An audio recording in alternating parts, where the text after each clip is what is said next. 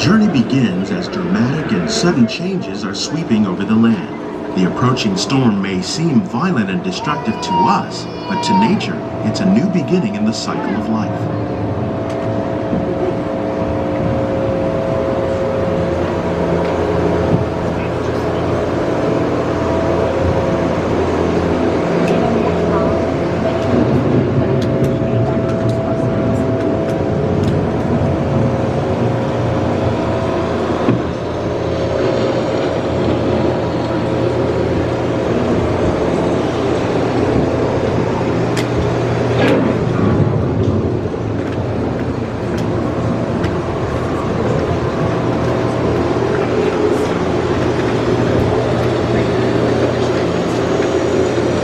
Beneath the surface of the land, roots trap water from the flowing mud, extracting precious nutrients and minerals.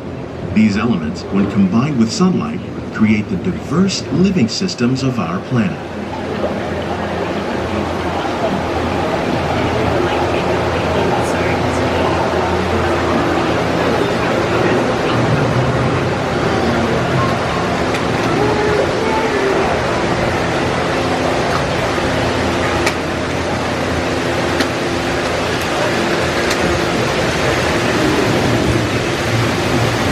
One of those living systems is the rainforest, home to the most amazing concentration of life on our planet. These dense and beautiful forests cover only a tiny portion of the Earth's surface, but they contain more than half of its plant and animal species. Rainforests are also extremely rich and productive living systems, providing us with oxygen, food, medicines, and other elements essential to our lives.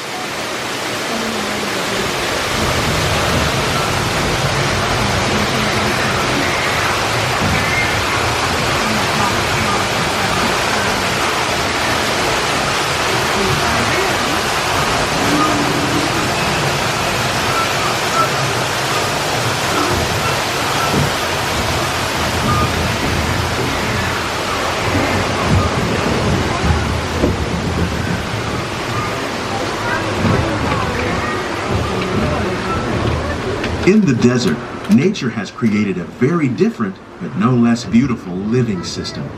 And while this arid landscape may seem lifeless, it is very much alive. The plants and animals that have learned to survive in these harsh conditions make use of what little water they can find and avoid the scorching rays of the relentless sun. The American prairie once appeared as desolate as the desert. But over time, rainwater and nutrients gradually penetrated the hard surface of this land. Even the hooves of the mighty buffalo helped create the rich soil that would one day become home to the American farm.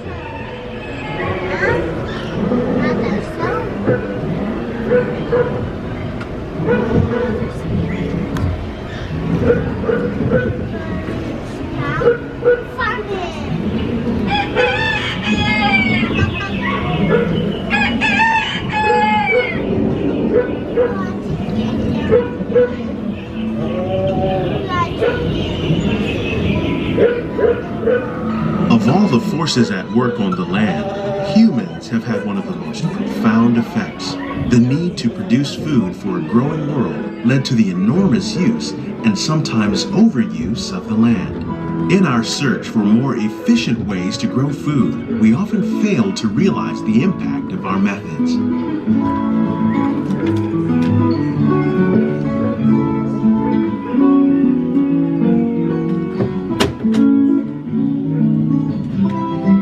Today, we're learning to live with the land, discovering better ways to grow food that will assure both human and environmental well-being. In the farmlands of our vegetation containing natural fertilizers, we can enrich the soil without the use of chemicals. In arid regions, we're learning to produce food on desert seacoasts by developing and planting crops that thrive on salt water. In Japan, we're learning that by mixing leaves and other living materials into our soil, we can make farmland more fertile without the need for chemicals. Here at EPCOT, we're learning to reduce the need for chemical pesticides by breeding and using natural predators, like ladybugs and wasps, to control pests. In the farmlands across America,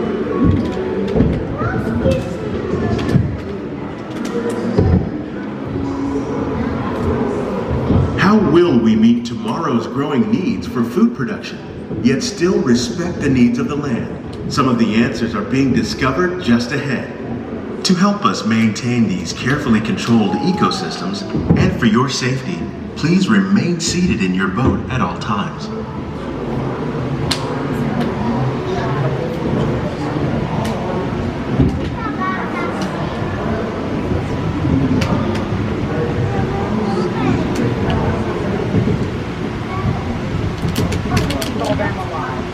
Welcome to our living laboratories, where scientists from EPCOT and the U.S. Department of Agriculture are exploring innovative ways to produce bountiful harvests now and into the future.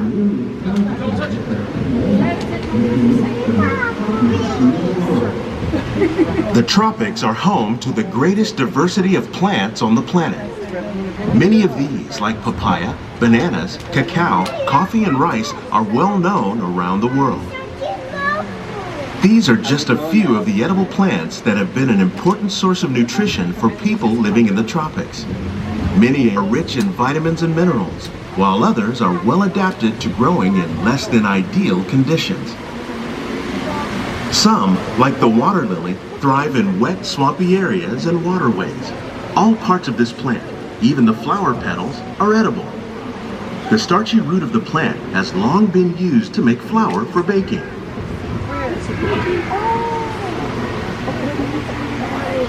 One day, many of these lesser-known tropical plants may be as important as the bananas growing on both sides of the boat.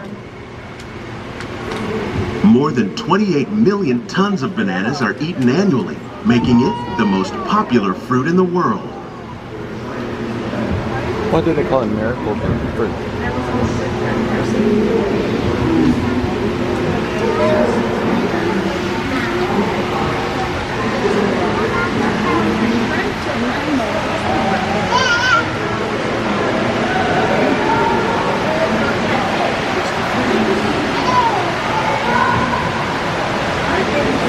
Think of fish, but fish farming, or aquaculture, accounts for nearly half of all the seafood consumed globally. Tilapia, bass, and catfish, like the ones you see here, are three of the more popular crops raised by fish farmers. The sustainable system we're using here recycles the water in the tanks. As a result, we're able to save millions of gallons each year. Our small fish farm produces nearly 5,000 pounds of fish each year to serve in restaurants around Walt Disney World. Innovations like this one can play an important role in our efforts to produce bountiful harvests and still protect natural resources.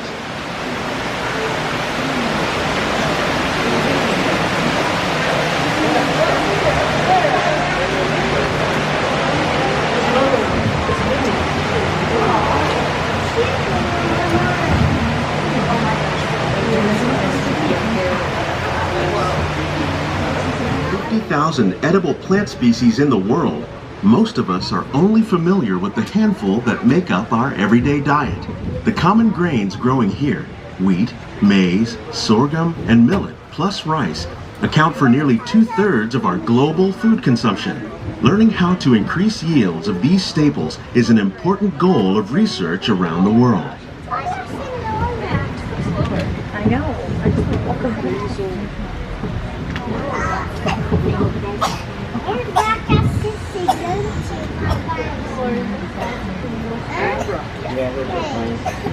These plants are definitely on their way up.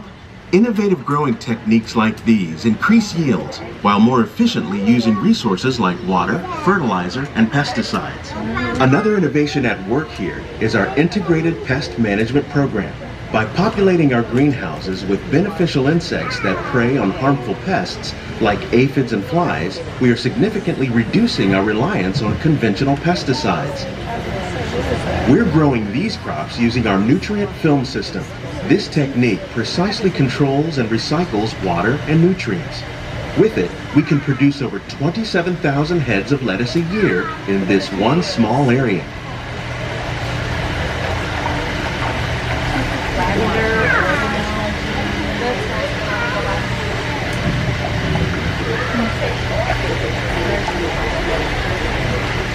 Some of our best ideas have been inspired by nature, like these fruit and vegetable trees.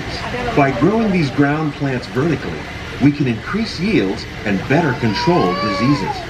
These crops taste as good as they look. In fact, we serve more than 15 tons of produce from our greenhouses in restaurants here at the land every year.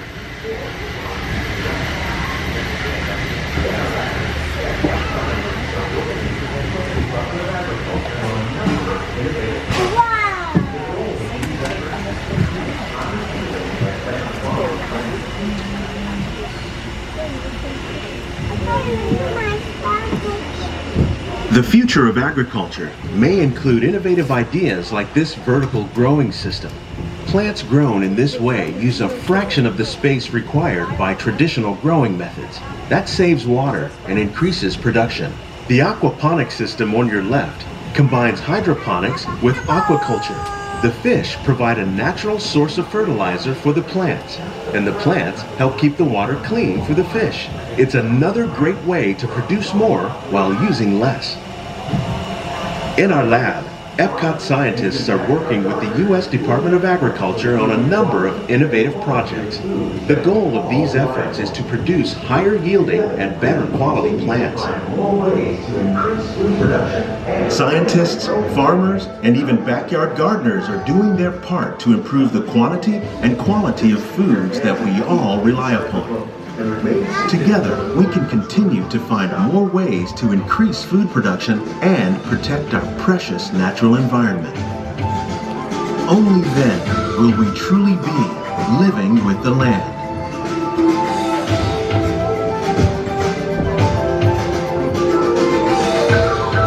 On behalf of Walt Disney World, we hope you've enjoyed this unique journey through our living laboratories. If you'd like a closer look, then check out the Behind the Scenes walking tour. It's a chance for the whole family to get up close and personal with the plants and growing techniques in our laboratories.